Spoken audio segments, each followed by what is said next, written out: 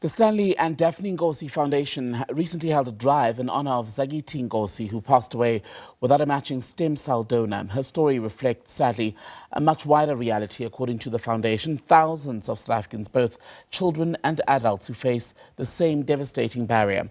For example, more than 7,300 South Africans are diagnosed with blood cancer annually, and roughly 4,000 people die from blood cancer in the country each year. Let's take this further with Professor Candice Hendricks, who's the executive member of the foundation, also a paediatric haematologist and clinician scientist. Good to talk to you. Welcome to the program, Prof. So this project, if you will, this drive, is a deeply personal one for the foundation. Speak to us about its importance and why now. I think you've already mentioned the history of Zakithi Nkosi, which is truly heartbreaking. And we commend the family that in spite of this incredibly difficult time that they've gone through, that they've actually managed to step up in South Africa and make a substantial difference to show people what can happen in the absence of somebody having a life-saving donor. So they have done it out of their own heartbreak, but now that we see more and more people are dying of these diseases, it's becoming clearer to us that the community needs to step forward and help us to make a difference in these patients' lives. And in doing that, I think it's important for us to just explain what it is that we're talking about when we talk about people with blood cancer, stem cell donation, what the process entails, etc. Okay, so it's very important to know that there are two different types of stem cell transplantation. The first being autologous. That is when you give your blood stem cells back to yourself, and we are only able to do that in particular disorders. So in adult patients, about 60 to 70% of transplantations will be autologous. But in pediatric patients, 70% of transplants that are required are allogeneic.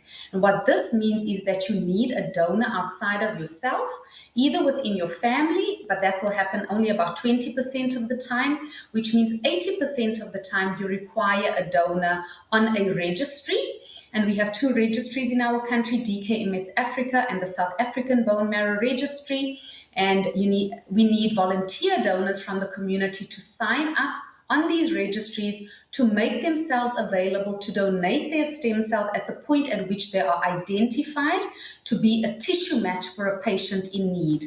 And as we speak, there are countless mothers, daughters, children, fathers, husbands that are in desperate need of donors, but because of the low number of donors that we have on our registries, particularly those that are Black African, just to speak to the numbers, we have about 80,000 African Black donors on both registries combined.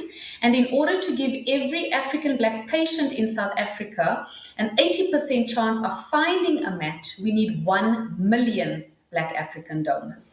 So we are far off our target. Right, and as we're speaking to you now, we're showing pictures from one of the centre, in fact, that you've helped to set up as the foundation at the Bara Hospital. It's in Soweto, and I suppose it leads perfectly into the next conversation about taking this awareness into communities where people may not be as aware of the problem and the extent of need and how they can be involved in helping people who are feeling poorly. Absolutely. I think it is really up to us as the professionals to ensure that correct information is disseminated to the public. I think there's a huge fear barrier. We know that we came up with the term Ubuntu, so we know people want to help, but they would be reluctant to help if they do not know what is required of them. So with these campaigns like this one run by the Stanley Daphne Nkosi Foundation, we are trying to highlight the actual facts related to stem cell donation, which is not an operation as it is with, for example, a liver or kidney transplantation. This is literally having a peripheral line inserted and going onto a machine that's like a dialysis machine for your blood, where they take out the stem cells. And literally you are off work for 1 day and nothing is changing within your own body. So nothing is being taken away. It really is a simple procedure, and it is absolutely life-saving. So in the absence of this procedure, many patients have no other option and this will just lead to their demise. And what have you identified, I wonder, as the reasons why the number of people coming forward to donate is so low, given the extent of need that we're experiencing in the country? I think there are huge fear barriers to stem cell donation. We are a very donor naive society, so people don't really know what a stem cell even is. They obviously think that this is something that may change them. We know that we are also dealing with certain ancestral beliefs in many cultures, and we have to be very cognizant and sensitive to these matters to try and overcome them. And rather than place blame on the public, we need to step up and actually ask them, what is it that you require in order for you to be comfortable to step forward and give us this gift? So we don't want to bully people into doing this. We are here to provide information, understanding that this is not something that we've done well historically. Historically, our registries have been mostly taken up by persons of European descent. It's really only in the last 5 years that many Black African donors are stepping forward. But what we are finding is that in spite of them registering, only 20% of Black African donors are available at the point at which they are identified to be a donor for a patient. So we also need to understand, what is that barrier at that point? You registered, but now you are afraid to step forward. Or is it perhaps something related to your social problems or social circumstances?